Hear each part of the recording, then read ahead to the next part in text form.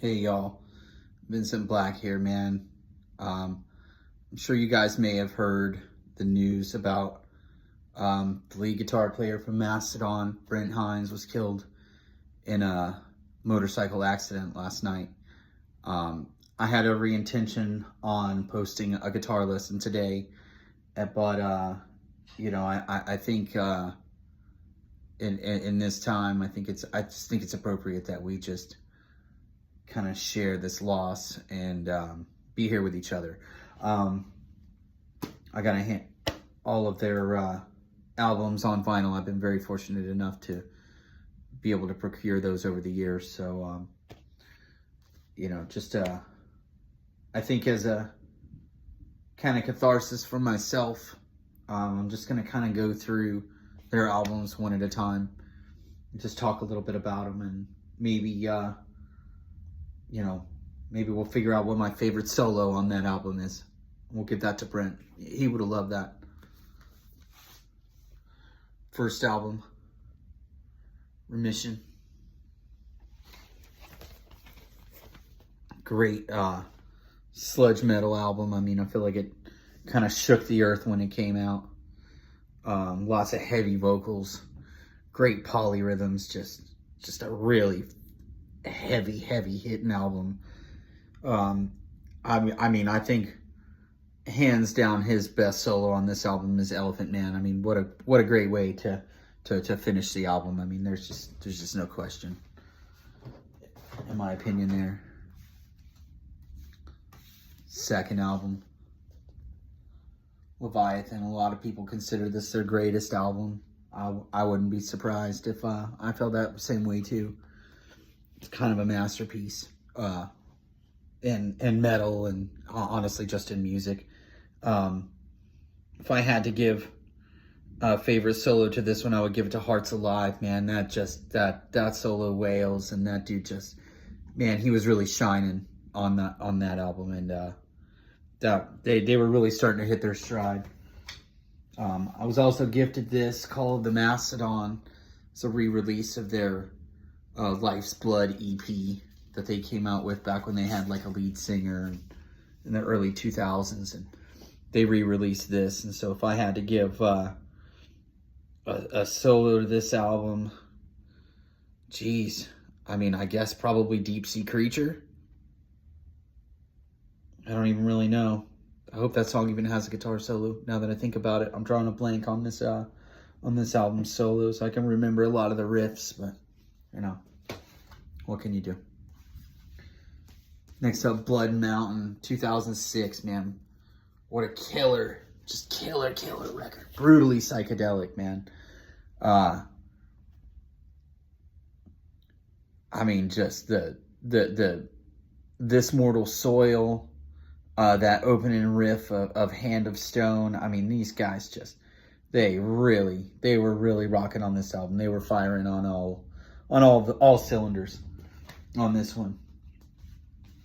I really enjoyed this one. 2009, Crack the Sky. This is the album that got me into these guys. I didn't even care about Mastodon for the longest time up until 2009 came around, and then I heard Oblivion, that opening riff. It just blew the roof off of what I thought what was possible in guitar music. I definitely have to give the best solo to the Czar. I mean, that song is just, I mean, in Mastodon lore, that song is iconic.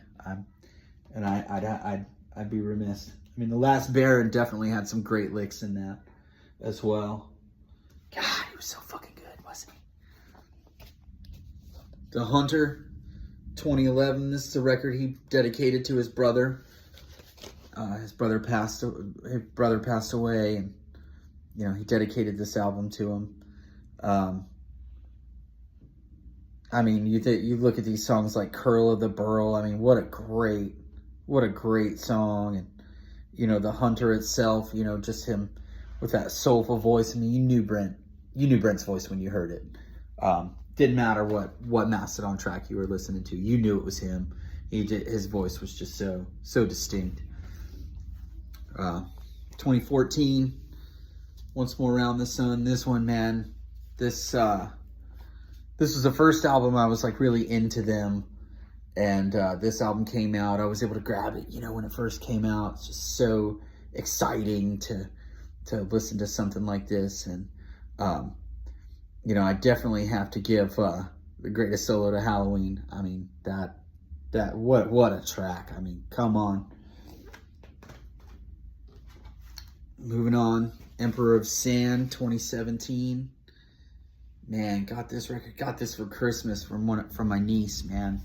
What a great gift that was. I remember playing this album on repeat when it first came out. Looking at the track list here, man, I'd probably have to give, God,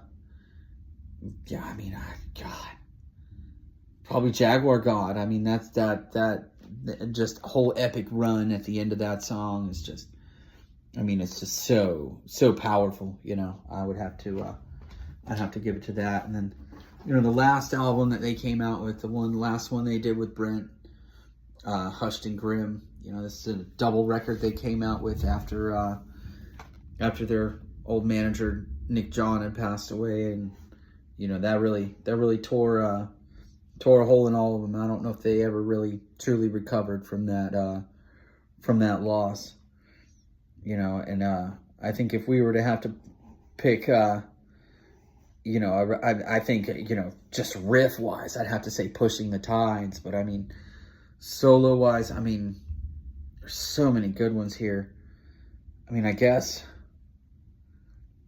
I don't know, maybe The Beast? I don't know. Even Pain with an Anchor, I mean, all these riffs were just, they were so emotional, you know. And, you know, they were such an emotional band, and they would just have such an impact, and no matter what was going on in my life, you know, their albums that they would put out, the lyrics that they wrote, it just always hit the right place at the right time. And you know, it sucks that they had to split ways, and